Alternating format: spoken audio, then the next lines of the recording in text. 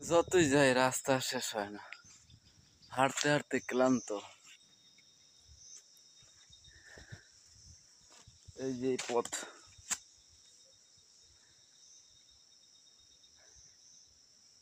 এই পথে গিয়া বলি দিতে হইব। কেউ পাড়া নিয়ে আইছে, ছাগল নিয়ে আইছে, আমি একলা। কেউ জিরাইতেছে, কেউ রেস্ট নিতেছে, একলা। একটু ভয়ানক জায়গা, কিন্তু মনের একটা শান্তি আছে, অন্যরকম। যেখানে জোরে জোরে চিল্লাইলেও কেউ দেখবে না, শুনবে না। মনে যত দুঃখ কষ্ট আছে সব এখানে প্রকাশ করা যায়। সত্যি এখানে এসে মনটা অন্যরকম হয়ে গেছে।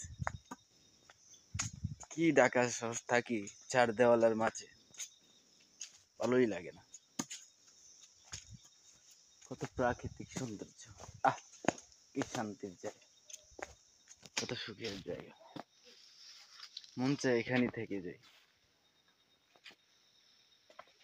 একলা হয়ে গেছি গা, আজ সামনে যাইতে মন চাইতেছে না। এদিকে হলো জগন্নাথ মন্দির, আর ওই পাশে হলো চন্দ্রনাথ মন্দির।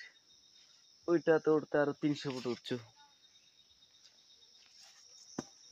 কি করবো সেটাই ভাবতেছি। এই যে একটা ফুল দেখা যাচ্ছে, কত সুন্দর। মন যে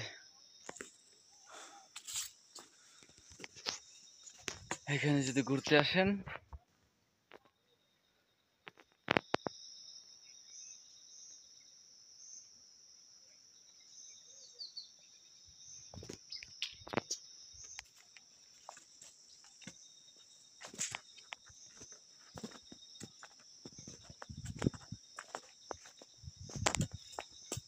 কত দূর।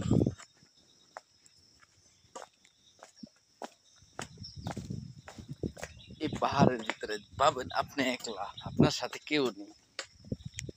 ওই যে কৃষি কাজ করে,